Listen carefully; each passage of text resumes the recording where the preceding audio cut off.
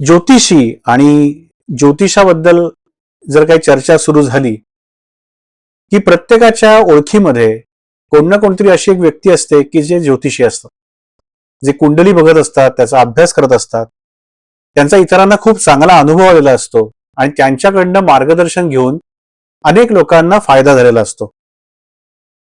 पण नेमकी ती व्यक्ती त्याच्या आयुष्यामध्ये कुठल्या ना कुठल्या तरी प्रकारे अपयशी ठरलेली असते.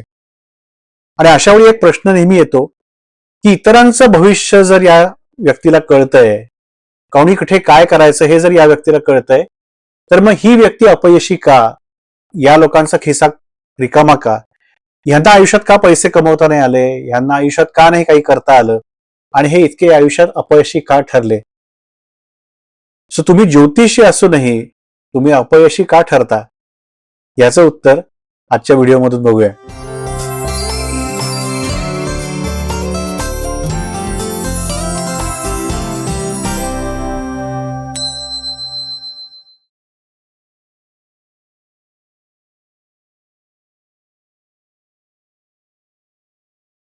हा जो सगळा प्रश्न आहे ना की तुम्ही ज्योतिषी असूनही का अपयशी, त्याच्या मागे ना दोन वेगवेगळी कारणं आहेत असं मला वाटतं.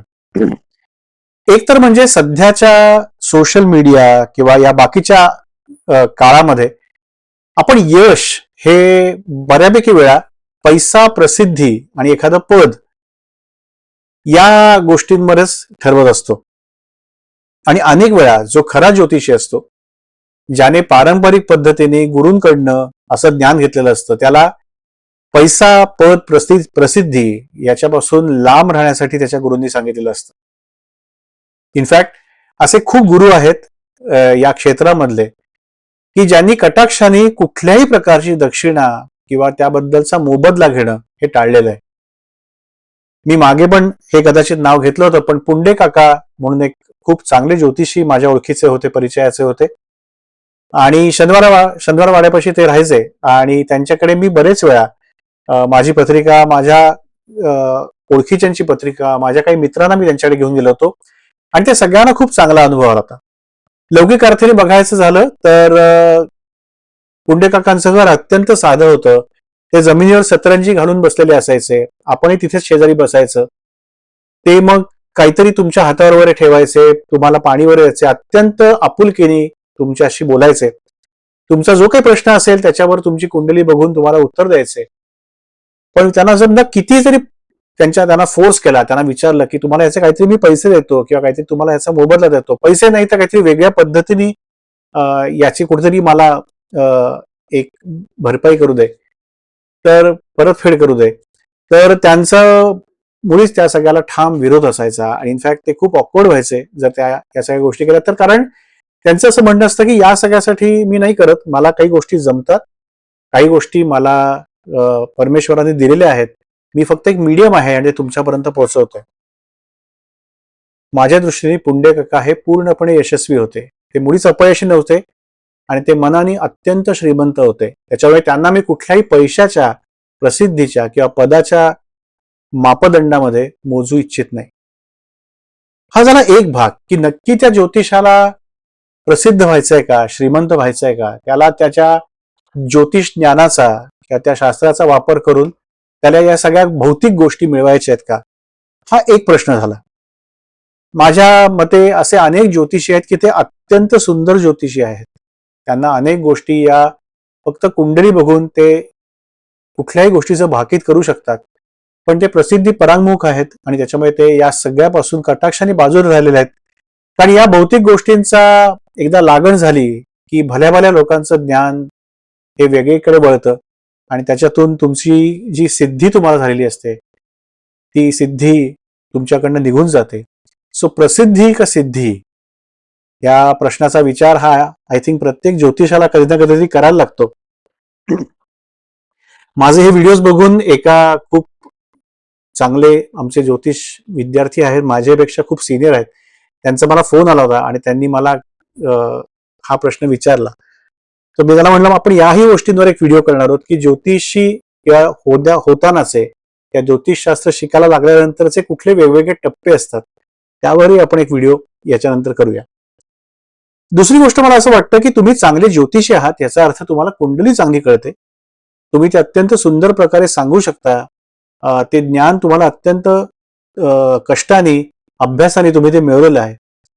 पण फक्त ज्ञान किंवा एखादी कला तुमच्याकडे असून चालतं का? त्याच्यावर पैसा मिळतो का? त्याच्यावर प्रसिद्धी मिळते का? तसं प्रत्येक क्षेत्रात जर तुम्ही बघितलं तर अनेक चांगले डॉक्टर्स असे आहेत की जे अत्यंत कमी पैसे घेऊन समाजसेवा करत आहेत. माझे स्वतःचे सासरे डॉक्टर हिरेन निरगुडकर हे त्याच एका पंथातले आहेत की त्यांनी कधीही पैशाला महत्व न देता पूर्णपणे रुग्णसेवा याच्यावर आपलं अख्खं जीवन त्यांनी समर्पित केलेलं आहे. अशा वेळी त्यांना पुरेसे पैसे मिळाले, पण तरीही ज्या पद्धतीने एखाद्या डॉक्टरनी पैसे कमवायला हवे होते किंवा प्रत्येक बारीक सारीक गोष्टींमध्ये भरमसाठ फी आकारायला हवी होती, तसं त्यांनी आजपर्यंत कधीही केलेलं नाहीये. सो तुम्हाला खरंच ज्ञान आणि कला ही पैशासाठी हवी आहे का? आणि ते तुम्हाला त्याशिवाय काही गोष्टी करायच्या आहेत का?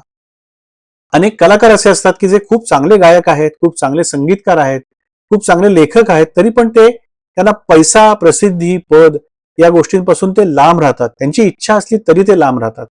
त्याचं कारण फक्त तेवढं असून चालत नाही, तुम्हाला व्यवहार ज्ञानही लागतं.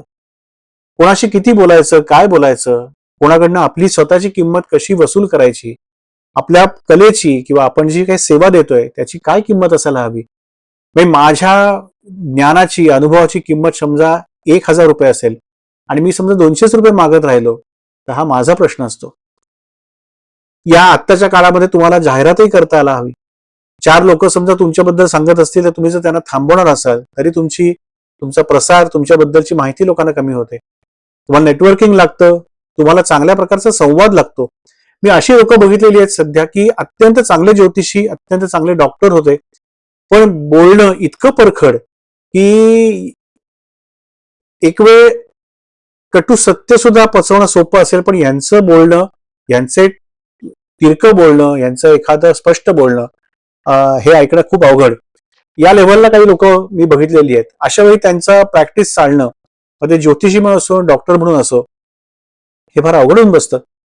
सो तुम्हाला संवाद नीट साधता येतो का? ज्या गोष्टी तुम्हाला माहिती आहेत त्या व्यवस्थितपणे मांडता येतात का? प्रत्येक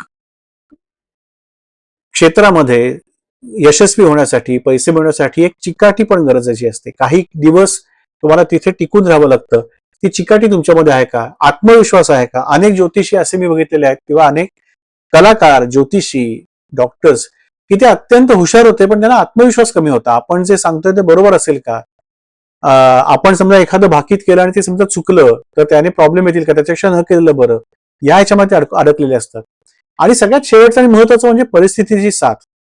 तुम्हाला नॉलेज चांगलं आहे, तुमचा गुरु अत्यंत उत्तम आहे, पण तुम्हाला शनीची जर त्याला जोड नसेल, मंगळाची जोड नसेल, बुधाची जोड नसेल, राहूची जोड नसेल, केतूची जोड नसेल, तर मग होते गंमत अशी की तुमच्या पत्रिकेमध्ये, तुमच्या कुंडलीमध्ये एखाद दुसरा ग्रह जरी चांगला असेल तरी बाकी समजा वातावरण, गोचर, या सगळ्या तुमची दशा, महादशा, आजूबाजूची लोक, तेवढं पोषक वातावरण याची जर साथ तुम्हाला नाही मिळाली तर तुम्ही किती चांगले असलात तरी तुम्ही थोडेसे लौकिक अर्थाने मागेच राहता. आणि हे फक्त सध्या घडत नाहीये, हे गेली हजारो वर्ष घडत आहे. कारण संत मीराबाईंनी त्यांच्या एका भजनामध्ये कर्म की गती न्यारी असं एक भजन त्यांनी लिहिलं होतं. चाला वही देश नावाच्या लताबाईंच्या आणि पंडितजींच्या अत्यंत सुंदर कॅसेटमध्ये किंवा त्या अल्बममध्ये हे गाणं आहे. तुम्ही जर ते गाणं ऐकलं तर मीराबाई असं लिहून गेलेत त्या काळी, हजारो वर्षांपूर्वी, शेकडो वर्षांपूर्वी, की कर्म की गती न्यारी, मूर्ख को तुम राज दियत हो, पंडित फिरत भिकारी, कर्म की गती न्यारी. काही वर्षांपूर्वी गदिमांनी पण उद्धव अजब सरकारमध्ये हेच लिहिलेलं आहे की पतिव्रतेच्या गळ्यात धोंडा, वेशेला मणिहार, उद्धवा अजब तुझे सरकार. सो जे मीराबाई म्हणतायत, जे गदिमा सांगून गेलेत, ते चिरंतन शब्द आहेत, ते चिरंतन सत्य आहे की केवळ ज्ञान असून चालत नाही, त्याच्याबरोबर अजूनही बऱ्याच गोष्टी लागतात. आणि कर्माची आणि या जीवनाची गतीच अशी आहे की तुम्ही फक्त पंडित असून चालत नाही, अनेक वेळा मूर्खाच्याच गळ्यामध्ये राज्याची, पैशाची, प्रसिद्धीची आणि सगळ्याच गोष्टींची माळ पडलेली असते. आणि जो पंडित असतो, जो ज्ञानी असतो, ज्याची खरंच समाजाला गरज असते, तो मात्र उपेक्षितच राहिलेला असतो. या जर सत्याची तुम्हाला ओळख असेल, तुम्ही जर आजूबाजूला बघितलं असेल आणि जर त्याची तुम्हाला जाणीव आणि त्याचा स्वीकार जर झालेला असेल, तर मग तुम्ही ज्योतिषी असूनही तुम्ही कसं काय अपयशी? की तुम्हाला इतरांचं भविष्य कळलं, स्वतःचं भविष्य नाही का करता आलं? तुमच्या मुलांचं भविष्य नाही का तुम्हाला नीट करता आलं? तुमचं स्वतःला नीट एका लेव्हलला नाही का नेता आलं? हा प्रश्न कदाचित आपल्याला पडणार नाही.